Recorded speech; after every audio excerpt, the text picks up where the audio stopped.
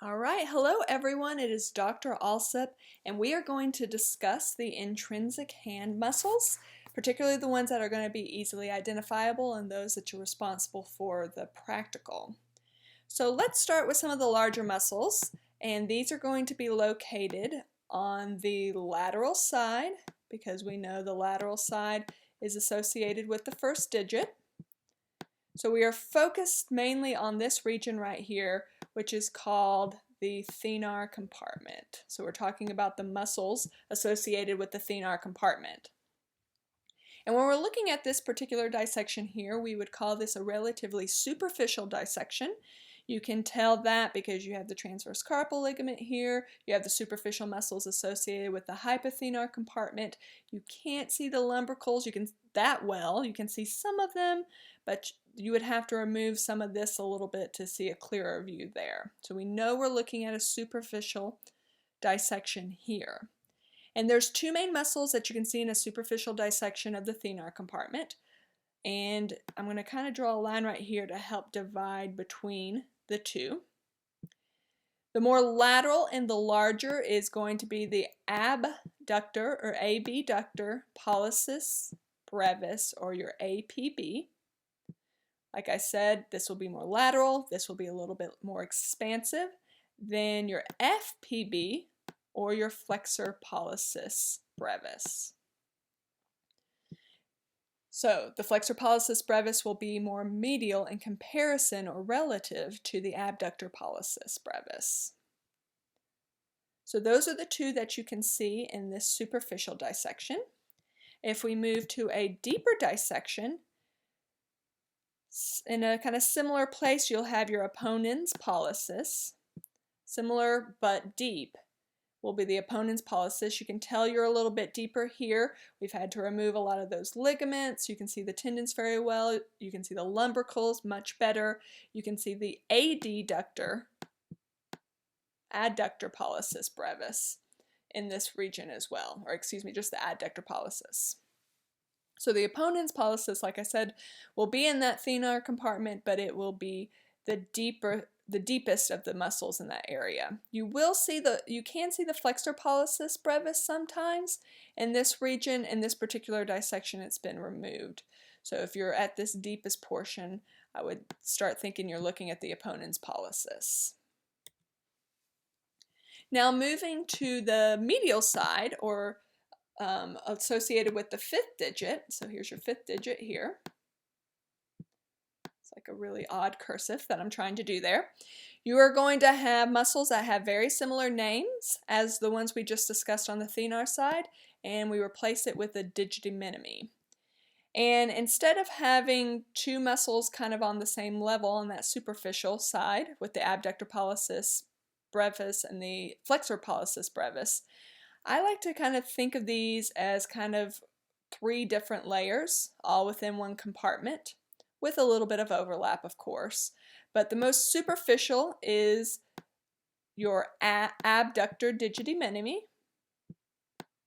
right here. And you can see that it's been cut in order for you to be able to better view the other muscles, but you can see that it's going to be the most superficial. Next, so kind of intermediate in terms of depth, will be the flexor digiti minimi. And then the deepest, similar to what we had on the thenar region, will be the opponens digiti minimi. So these are organized from superficial to deep: the abductor digiti minimi, flexor digiti minimi, and opponens digiti minimi, with of course some overlap, but we would try to have these kind of spread out in that way in a particular image for you to be able to identify. All right, moving more into the central part of the intrinsic hand, you will see the palmar aponeurosis fairly clearly right here. So this is a more superficial dissection. You can see the thenar compartment here and the hypothenar compartment here, and you cannot see any lumbricals or any of those deep tendons in that region because the palmar aponeurosis is going to be more superficial.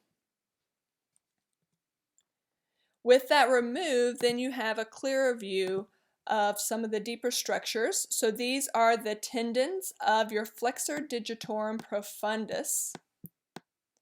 And remember, the flexor digitorum profundus is located in the anterior compartment of the forearm. Its tendons will travel with the superficialis tendons through the carpal tunnel in order to get to the digits. Specifically, the flexor digitorum profundus tendons will insert all the way on the distal phalanges.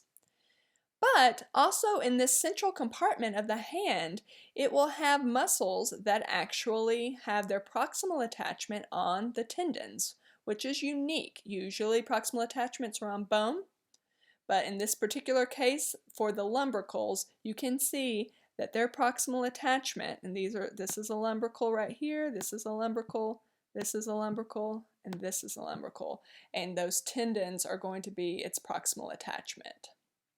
So I think these are usually one of the easier ones to identify because it's very rare to find something having that direct attachment to the tendon. And supposedly they're supposed to look kind of worm-like. That's where it gets its name. All right, heading back over towards the first digit, and I know I need to be thinking about the first digit because of the pollicis here. So first digit. We are in that deep dissection again. And you know that because you can see these lumbricals well. You can see that you're almost at the bone in terms of the wrist region. Here is that opponent's pollicis right here, making this one the adductor pollicis. So this is the adductor, not the abductor, which is more superficial in the thenar compartment. And so this will be the adductor pollicis. It is typically easiest to see in these deeper dissections. And last but not least, we are going to have you identify the palmar interossei. And I know I'm in a palmar view because you can see the tunnel of the carpal tunnel. And so when you have kind of a depression associated with where those carpal bones are, you know that you're on the palmar side. And you can see the 3 palmar interossei. So here is an interossei, trying to make an eye there, and another eye, and another eye. So interossei, we know we're in a very, very deep dissection. You can see that this is attaching basically from, it's on bone to bone here, as its name would suggest, between the bones.